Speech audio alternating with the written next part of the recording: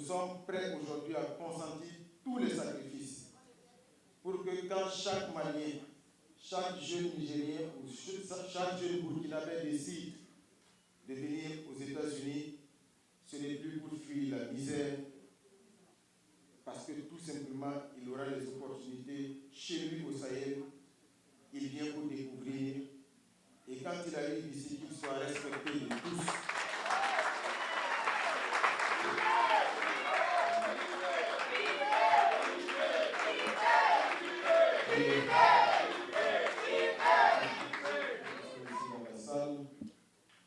Vous êtes tous mobilisés parce que vous croyez en une dynamique, parce que vous croyez en une vision, et on sait que certains sont venus de très loin pour prendre part à ces échanges de ce soir.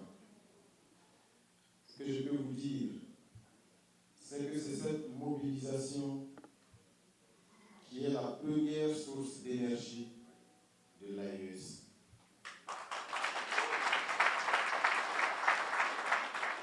Ce que je peux vous dire, c'est que c'est cette mobilisation, cet enthousiasme, ce sursaut et cette révolte populaire contre l'injustice qui fait peur à l'impérialisme.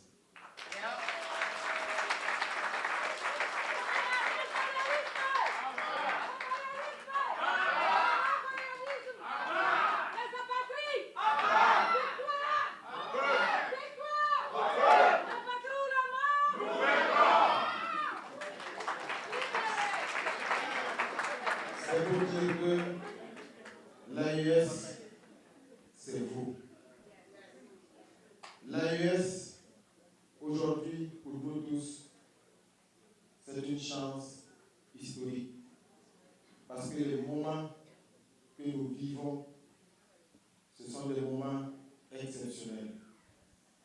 Nous avons la chance aujourd'hui d'avoir à la tête de ces trois États les pères fondateurs de la Confédération des États du Sahel. Je veux parler du général d'armée, du président Assimi Goïta,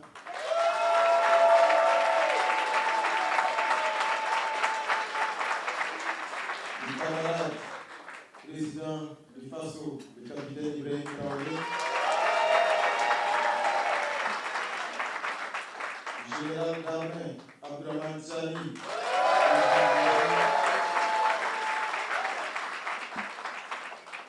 trois valeureux fils du Sahel qui ont su aujourd'hui reprendre le flambeau du combat pour la dignité, du combat pour la liberté et du combat pour la justice. Ce que je peux dire, c'est qu'aujourd'hui, quand je dis que l'AES, c'est chacun de nous.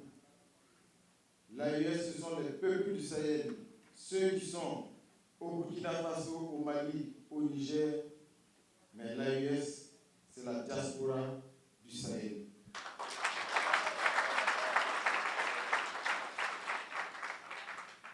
Comme vous le savez tous, cette dynamique d'affranchissement se mène dans un contexte d'adversité.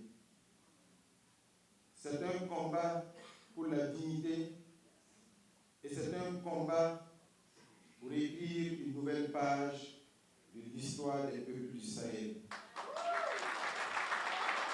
C'est aussi un combat pour réserver à nos enfants et à nos pays petits-enfants de meilleurs horizons. C'est un combat pour faire en sorte que les peuples du Sahel profitent pleinement des abondantes richesses du Sahel. Et à l'école, on nous a toujours dit, nous sommes des pays enclavés, pauvres, pays pauvres très endettés. Mais quand les valeureux fils du Sahel se sont mis debout pour dire c'est fini ce discours, nous pouvons désormais disposer de nous-mêmes ceux qui ont écrit dans nos manuels scolaires qu'il n'y avait rien chez nous, subitement refusent de quitter les terres pauvres du Sahel.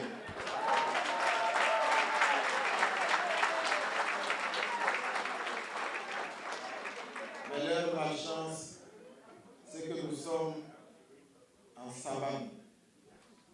Et aujourd'hui, la jeunesse sahélienne est debout, la jeunesse sahélienne est vigilante et la jeunesse sahélienne comprend de quoi il s'agit.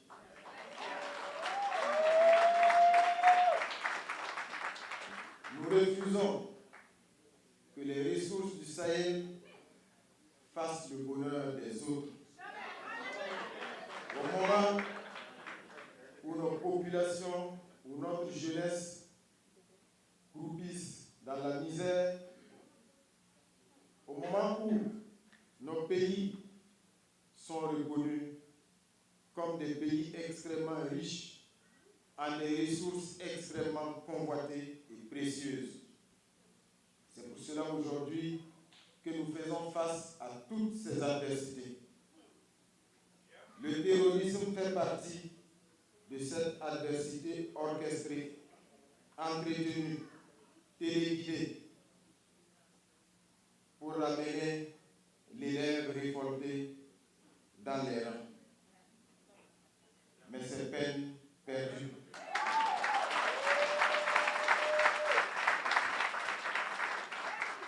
Le moment est venu pour nous, génération actuelle, de consentir tous les sacrifices pour que cet élan qui est enclenché, que les objectifs fixés soient atteints. Un ancien président de ce pays, les États-Unis, disait à un moment donné de l'histoire à son peuple que le moment était venu de ne pas s'interroger sur ce que le pays peut faire pour chacun de nous, mais que le moment était venu pour chacun de nous de s'interroger de ce qu'il peut faire pour son pays.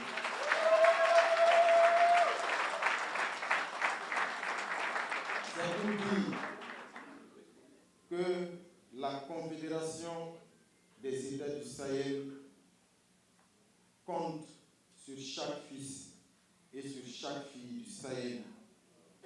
La Confédération compte sur sa diaspora, compte sur vous ici, aux États-Unis, au Canada, et je ne sais de quel autre pays.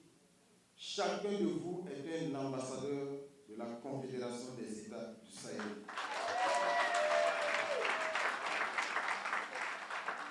Ce que je peux vous assurer, c'est qu'en dépit de l'adversité, la détermination est intacte. Le capitaine Ibrahim Traoré vous transmet ce message. Il faut rester debout, il faut rester déterminé. Parce que quand on dit la patrie ou la mort, nous vaincrons, il ne s'agit pas juste d'un slogan, c'est un engagement. Nous sommes prêts aujourd'hui à consentir tous les sacrifices pour que quand chaque Malien, chaque jeune Nigérien ou chaque jeune Burkinabé décide de venir aux États-Unis, ce n'est plus pour fuir la misère, parce que tout simplement, il aura les opportunités chez lui au Sahel, il vient pour découvrir, et quand il arrive ici, qu'il soit respecté de tous. Et je suis convaincu qu'ensemble, chers frères et sœurs, nous allons y arriver.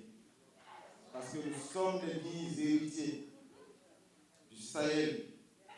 Chaque nom de famille ici, c'est tout un programme. Nous sommes des héritiers de valeureux peuples. Et nous devons être à la hauteur de cet héritage.